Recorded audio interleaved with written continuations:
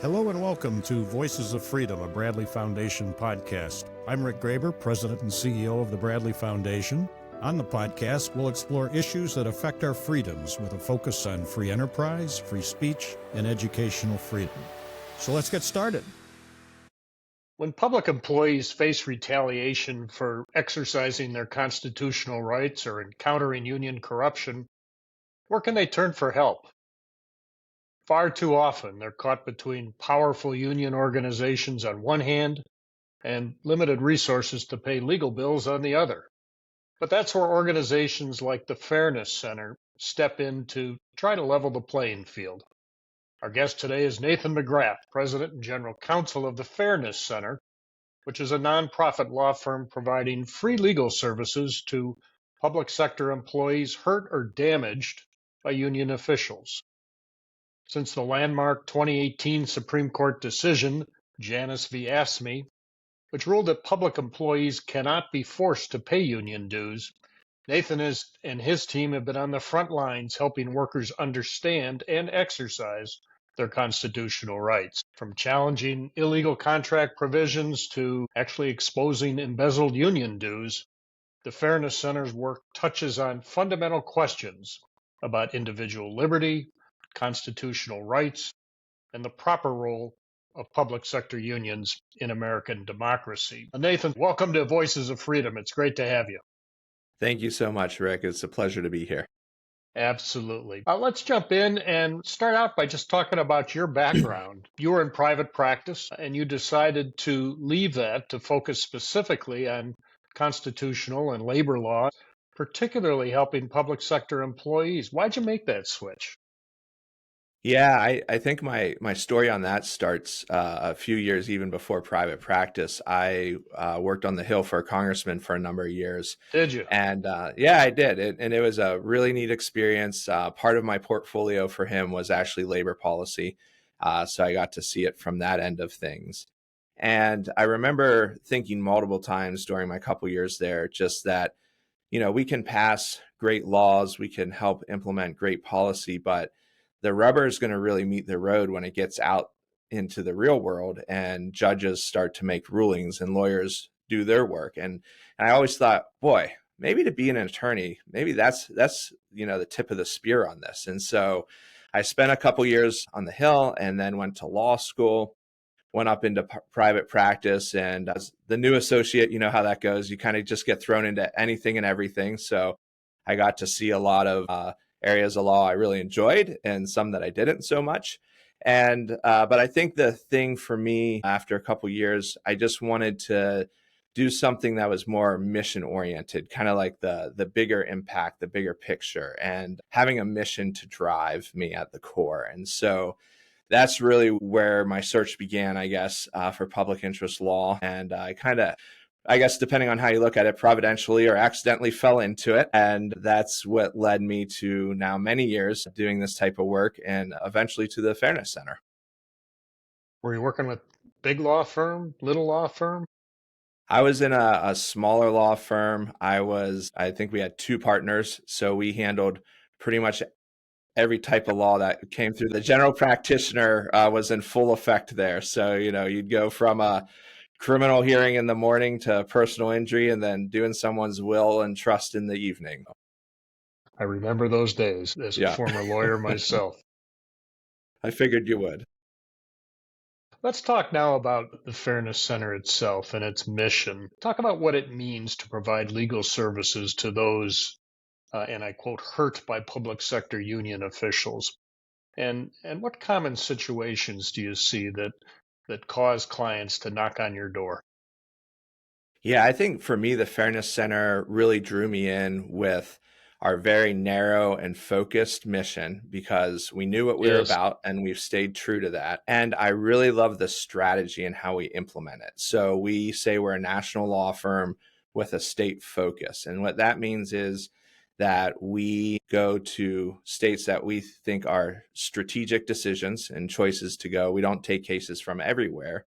We've picked specific states where we want to operate and run our program. And instead of just doing maybe a case in Pennsylvania and then one in Texas, one in, Maryland or whatever, we say, okay, we're opening up shop in Pennsylvania, and then we're going to file case after case after case there. And what we've found over, we've been in existence now over 10 years, all of the states where we've been able to kind of, how I call it, run the program for a sustained period of time, we've been able to make very objective and substantial changes to the labor landscape. And that's really what our clients want. We often get clients who come to us and say, I've been injured in this way, but I also never want this to happen to anybody else. How do we make a big picture change? And so that's what we help strategize with them. And that's oftentimes what their case is oriented to do, to not only help them, but to help other people as well. We've litigated class action lawsuits, which have been very effective, where,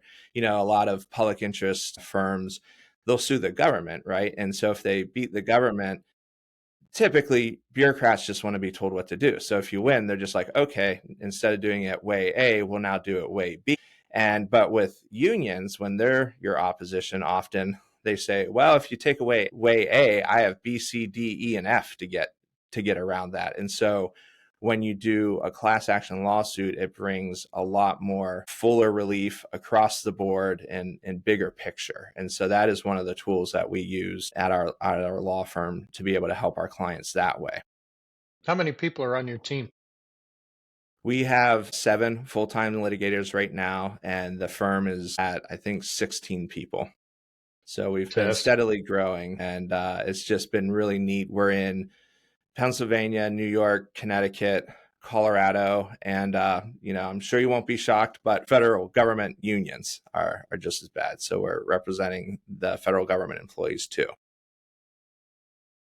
So some of your work is state law based. So you're having to learn the laws of different states. Are the laws wildly different from state to state? It's really interesting because I think that's one of the interesting parts of our work, because the state labor laws, while they have generally similar components, like you said, they're very different state to state in precedent, in development. And that's why one of the things we face, one of the biggest hurdles we face actually is it's not similar, or it's not the same everywhere. And so we're constantly, when we go into a new jurisdiction, we have to get the lay of the land. The culture of the unions are different, the client needs are different, and the laws are really different. And so we have to hire high level, talented attorneys, because this isn't a copy and paste type practice. You have to think through every single situation. And, we've had situations where there's really nothing being done, to the point that the labor board will say, we don't really have a form for that. Could you make up the form? And so multiple times now, we've actually made up our own form to file it with a state labor board, the federal labor board, because they've never done the type of case that we're going to bring. And so I was talking with our managing attorney the other day, and he was saying, yeah, I tell people all the time, our practice, the only similarity is union officials doing illegal stuff. He said, other than that, we're touching so many different types of area law, because to really bring relief to our clients, we've done ERISA cases, torts, contracts, constitutional cases, corruption cases. It's just across the board, and it makes for a very fun practice, but you've really got to be on your game. Absolutely. Interesting. Talked about the Janus decision at the top. And of course, again, that decision prohibited mandatory union dues for public employees. Talk about how that ruling has changed the landscape for public sector workers.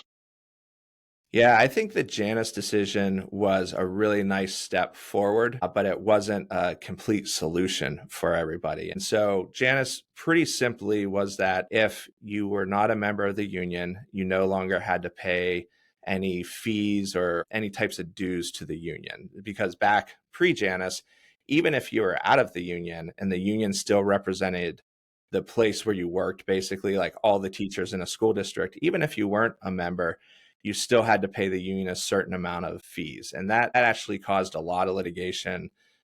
Early in my career, we were doing a lot of that type of work. But now going forward, if you're not a member of the union and you're at a school district where the union represents you, your place of employment, basically, you don't have to pay any fees. that has made a big difference for, I think, non-members' interactions with the union. They have a lot less conflict in some ways that way. But the world is so much bigger than just the union fee issue. And I think that's one of the things that our practice is really good about. We represent union members, non-members, membership organizations, because public sector union officials can really hurt the rights of many people, taxpayers across the board. And so we're not focused on just the non-member, but we can represent a whole lot of people when the union officials break the law. And one thing we did after Janus is we really focused on the membership issue, because if you're not a member of the union, you can claim your Janus rights. But if you're a member, or if you can't get out of the union, you can't claim them. And so we really focused on litigation surrounding that. And in Pennsylvania, we were able to remove membership restrictions from a number of CBAs. We filed even a couple of class action lawsuits around it. And so because of our work, about 50,000 public employees in Pennsylvania now can resign whenever they want, which then means they can claim their Janus rights. Yes. Interesting. Well, I remember back in 2018, there was a lot of celebration about the Janus decision and Sure. what it meant, as if that were the end. Mm-hmm. But to your point, it was really only the beginning. In some ways, that was the easy part. As Right. difficult as it was getting to that decision, it's the implementation and the enforcement of what that now means. Right. And really Which has been staying the subject of on a lot of top of what it. you do, right? Yeah. Yeah, absolutely. It's everywhere from enforcing Janus rights to helping people claim their Janus rights, and then well beyond all of that too, things that have nothing even to do with Janus, really. Because for us, the Janus rights component is a small portion of our portfolio, really. Interesting. I mean, let's delve into that. I mean, I imagine a lot of your cases involve relatively small financial disputes, but at the same time raise some pretty important constitutional principles. I got to guess that a lot of lawyers not in public interest law are just not wanting to take cases like that because of the dollars involved. Why is it crucial for an organization such as yours, such as Fairness, to take on these cases? And how do you balance the practical aspects and the principled aspects of your work? Maybe that's one of the beauties of public interest law, is it's less driven by the dollar. I mean, I think that's one of the huge appeals because, let's take, for instance, a public school teacher who found out that the teacher union now is supporting all sorts of candidates and agendas Yes. that she doesn't like. And so she goes to resign from the union. And, for whatever multiple reasons, they say, nope, you can't get out of the union. Tough luck. You're still a union member. Well, in that situation, we would say her constitutional rights have been violated. First Amendment, freedom of association, you can even throw speech in there sometimes. And so what does she do now? Well, number one, a lot of attorneys don't know what the next step is because it's a very small area, niche law. But the other thing is, what economic incentive does she have to file a lawsuit that could be $50,000, $100,000 when on her end, if she gets out of the union, maybe she doesn't have to pay $900 or $1,100 a year. Like economically, you can be as principled as they come, but that's pretty big for a public employee to Yes. be able to pony up for a big First Amendment 1983 federal lawsuit. And so we have the real honor of being able to stand in the gap for these people and say, you know what, we can represent you for free. And we can allow you to go and defend your constitutional rights, which, in this country, if we don't have our First Amendment rights, boy, we're in bad shape. That's what this all is built off of. And so it's so important. It's so important that these principled people are empowered to be able to defend their constitutional rights. And we're the law firm that gets to help them do that. I mean, beyond Janus, what other constitutional issues are out there? And with respect to all of the issues out there, how do these employees find you? How do they even know that they have these rights? Is education an issue? I would guess that it is. Yeah, I mean, we are referred. Unions certainly aren't telling them. Yeah, no, they're not. In fact, they often tell them the wrong thing. We get a lot of word of mouth referrals. So a lot of happy clients from the past will refer their friends. It's really interesting. A lot of our clients are the bravest of folks because they will come to us and tell us about the issue they're having, and we'll say, is this happening to anybody else? They're like, yeah, there's about 19 other people, but I'm the only one that's willing to like stick my neck out for this. And we're like, okay. So we'll file a lawsuit. You're not going to get fired. We're going to protect you. And then slowly we see other people start raising their hands and trickling in. So it's those really brave clients that we initially have that will open up these little pockets of other clients to find us and come in. That's part of why our strategy of representing people in the court of law and the court of public opinion is so important, because our court of public opinion is everything from op-eds to advertising to, giving our clients a platform to tell their story, to really expose the union's illegal acts and to build public support around our clients. So we'll get a lot of clients just seeing that and coming into us. And so other constitutional cases we've been involved with, we had a Hartford public school teacher. He was a phys ed teacher for over 30 years, never had any discipline, and he was put through a mandatory DEI training, and at the end offered his opinion of like, hey, I really disagree with that. I think he said I was man bashed and wipe shamed, and I'm just going to sit here quietly. And well, unbeknownst to him, they started an investigation because he said that. And they didn't tell him until 3 months later.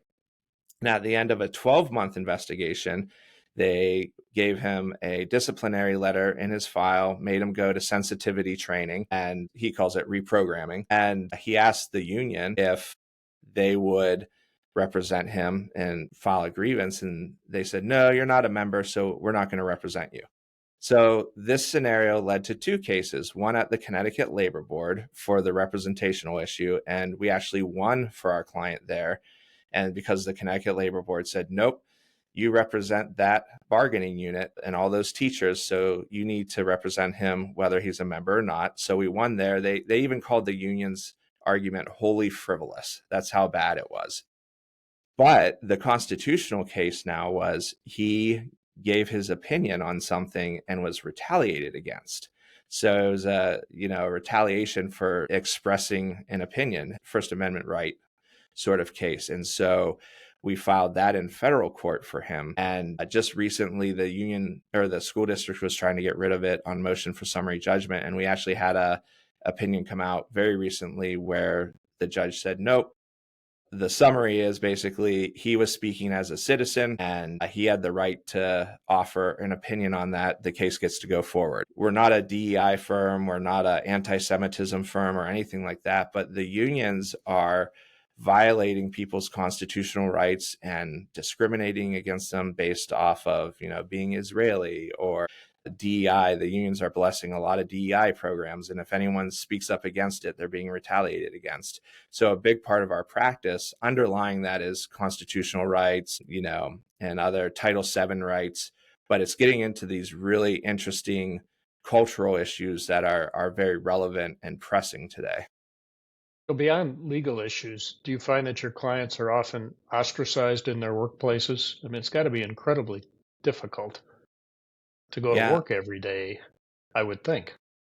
I mean, some of them have experienced really horrendous things all the way to just kind of, well, I get ignored now, and that's kind of the worst. But I think it really is difficult for them when they stand up against a union. And then, we've had teachers tell us at, say, like an assembly where everyone's together, they will sit alone on basically one side of the room because no one will sit with them because they're just totally ostracized, like what you were saying. Everything from that to threatened. And then sometimes they're just kind of left alone. I think sometimes with litigation, even if the union's very unhappy and others are unhappy, you know how it is. The lawyers come in and say, hey, don't talk to them, don't do anything. And so they're largely just kind of left alone. More along these lines, I know your work has uncovered many examples of union misconduct, ranging anywhere from contract violations to outright corruption. Give us some of the more egregious examples that that you've run across. And what's that tell us about the accountability of public sector unions? Yeah, I mean, so one of the ones that I think is a good example, we had two clients come to us and say, we think our union treasurer is stealing money. And we said, well, why do you think that? And they're like, well, we got copies of these checks where he wrote the check to himself and then signed the check. And we were like, well, yeah, that could be a I problem. guess so. And yeah, that seems to be some real evidence. And so we filed a lawsuit for them, and a month later, the Pennsylvania State Police came in and arrested this union treasurer. And we thought this case was maybe about like 20, 30,000 in missing dollars. And he was also writing checks to his friend. So that was kind. He was very generous. And but as we started pulling the strings, it came to pass that that was a local union, but the state affiliate, they were missing about 2 million. And so far, 6 of their officials have been arrested, and there's now, DA's office involved and everything like that. And so it was really, but because of our clients who, raised their hand and came to us and said, hey, we think this is going on. Now, all of these other things have been discovered and found out. We had another case where the union we were litigating against, they actually had filed illegal PAC filings, which they admitted to on the stand. The guy didn't take the fifth. He just said, yep, I signed it. I knew it was wrong. And they did it. They also admitted on the stand how they had set up a C3 that was supposed to be a entity to raise money for fallen firefighters' families. And well, they're blowing through a lot of money in the union. And so the boards were the same, and they passed money from the C3 into the union and gave themselves a pretty steep discount on the loan rate. And I mean, it's just stuff that as they're talking about, you're just going, oh my goodness, this is wild. And we have one case where there was an IRS employee who she was trying to resign from the union, and the union president or the official said, you better stop or else I'm going to call your boss and get you in trouble. And she said, no, I think it's my right to resign. So she still sent her letter. Well, sure enough, her supervisor at the IRS called her in and said, I'm going to put a letter in your file for harassment. And she said, why harassment? She said, well, because you're asking the union official how to resign and harassing him about it. And so we filed charges for her against the union and the IRS, and the Federal Labor Relations Authority found against the IRS and said, yeah, you can't do that. And the neat thing there was they had to tell 2,500 of her coworkers that they messed up, and and she got out of the union and the discipline was removed, all that type of thing. But we were like, you know what? We think the union probably still had some involvement in that. And so we FOIA'd the emails and found out that the union official had actually said, hey, help me shut her up, help me take care of her, sort of thing. So the union was working with the employer to discipline this employee.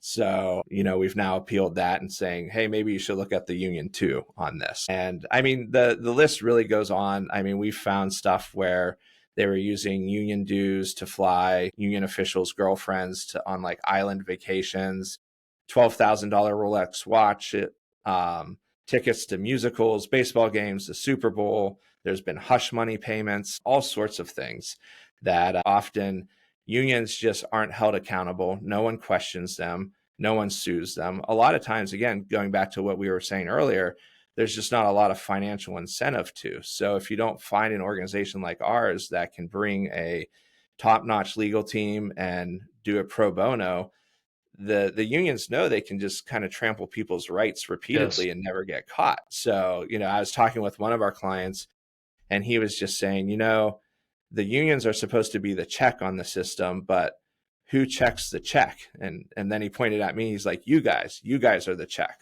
And I was like, yeah, that's actually a good way to look at it. Well, I mean, to that point, I'm sure you hear all the time that what you're doing is undermining collective bargaining and it's weakening worker protection. What's your response to that? I mean, my simple response to that is we're just holding union officials accountable to following the law. They often are trampling people's constitutional rights or other legal rights. They get away with it because of a lot of things that we've just talked about. And so all we're doing is trying to make sure they follow the law. No matter what you agree with as far as collective bargaining goes or something like that, they should at least follow the laws that are in place. And that's what we're helping our clients to do, is to hold them accountable to follow the law. Moving beyond just day-to-day work that you're doing, and looking from a broader perspective, what does success look like for the Fairness Center? What are you trying to accomplish?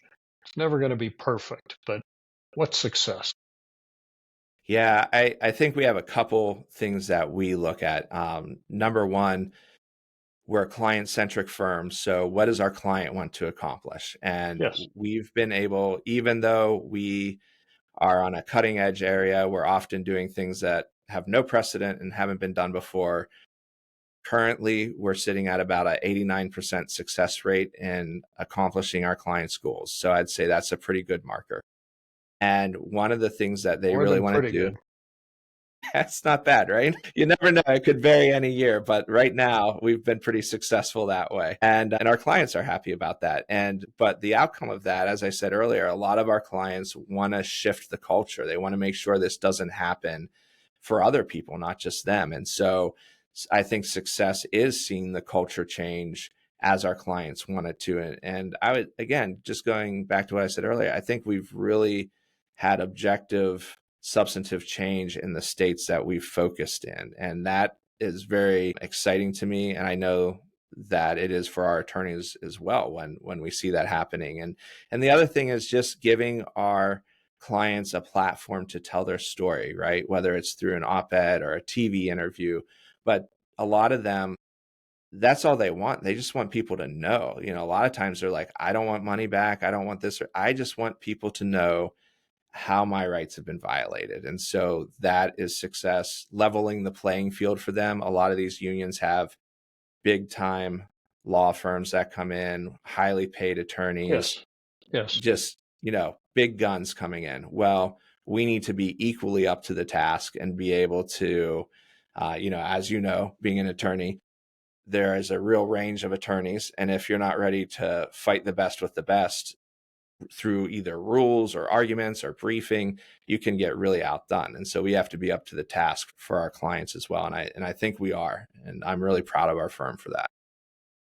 Are there a lot of cases that you don't take?